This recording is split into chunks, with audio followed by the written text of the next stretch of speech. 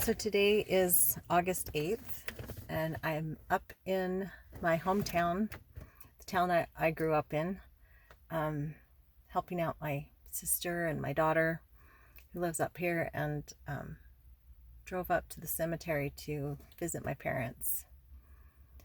When my father passed, it was really hard, and not for normal reasons, that it is hard, always hard when you lose both your parents. Our family had a shattering at his passing, and it's been 5 years now, which I have a very hard time, 5.5 years, wrapping my brain around that it's been that long. But he passed in January of 2017, and my mother passed in May of 2014. So they were about 2.5 years apart in their passing. And I'm their gravestone. It's right there. Sorry, I probably shouldn't have shown you that, but so yeah, when I was up here to help my sister and my daughter, I thought I would come sit up here and in the cemetery, which is a place I would go sometimes as a child, which is a really strange place to want to hang out. And there's a statue that I'm going to show you at the end that we called the Weeping Lady. It's a statue of a woman that's kind of bent down crying. And we used to occasionally, not very often, play night games up here in the cemetery. Weren't supposed to, but back then in, the 80s, that I was a junior high and high school, I spent a little bit of time up here in the cemetery. I only lived a few blocks. What direction is that? West of the cemetery. So yeah, sometimes. And another thing I used to do as a child, which is kind of a strange thing to confess, that same time period is the 80s, is I liked to wash the headstones. I would come up here and take a bucket of water and just clean the headstones and read them. I was actually fascinated by cemeteries and just reading the old headstones. Death has kind of always been something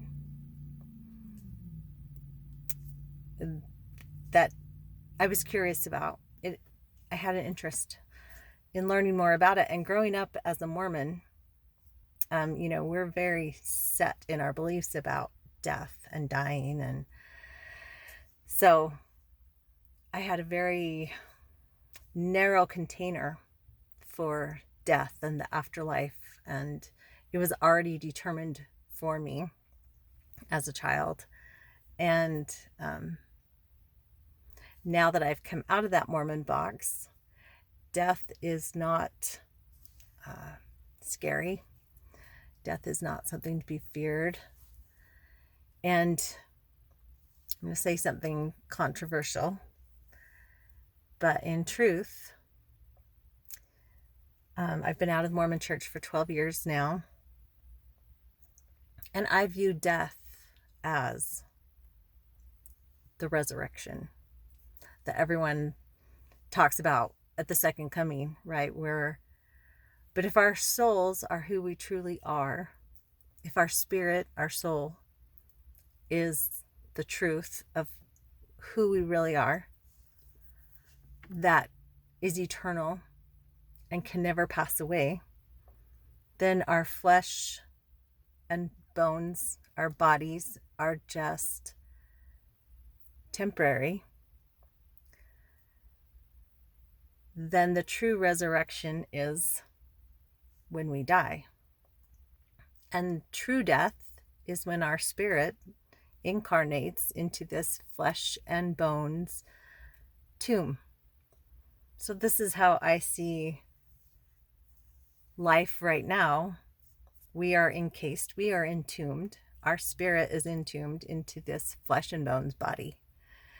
And death comes as a release. And our true spirit, our true self, is liberated. That's how I view resurrection.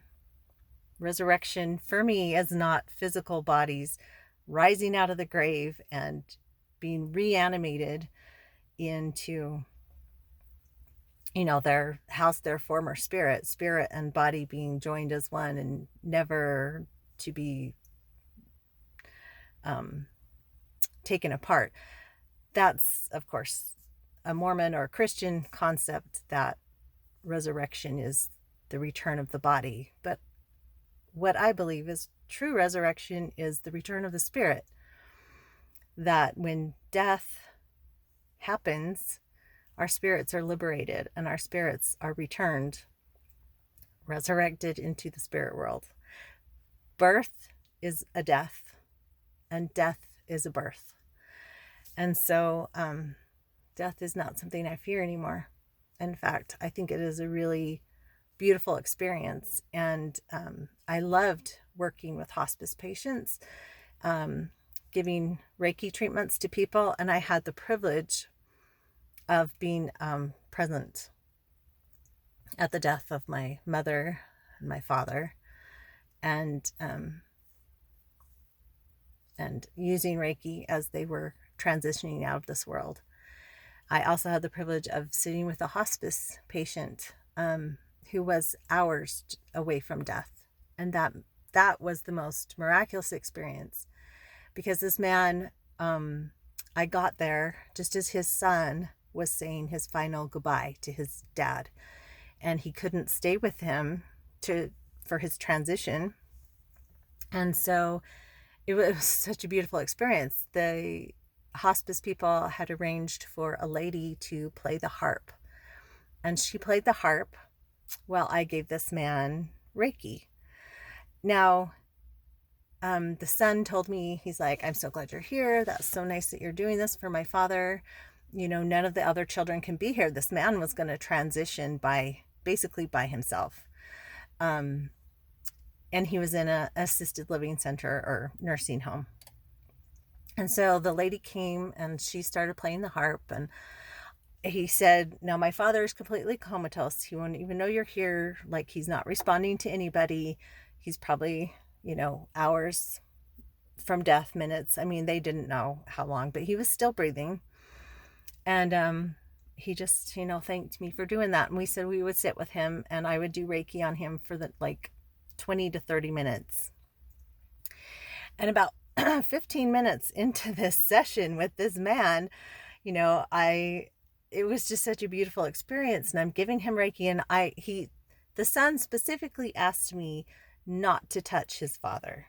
So my hands are hovering above him, like that. And I'm giving Reiki wherever I feel called. And I felt called at that point to go to his chest, and I started just Reikiing his heart.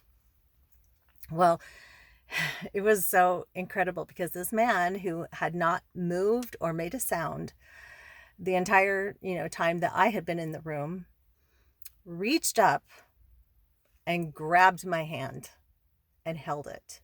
And, his eyes were closed.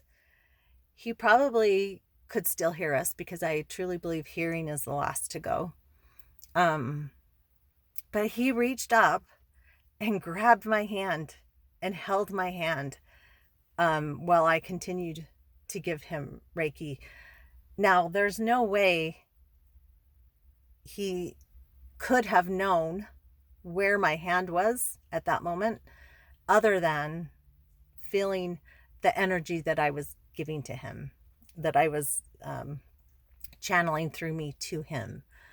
Like, it was one of those little mini miracles that and the harp lady was like, "Oh my gosh, he just did that. He just moved." And I'm like, yeah. So we held hands, and I mean, because he was holding my hand, he reached up and grabbed me and held my hand, and I was like, okay, that's just so beautiful. This man, he was so close to transition, and couldn't open his eyes, couldn't speak, but he felt the energy that I was sharing with him, and he held my hand.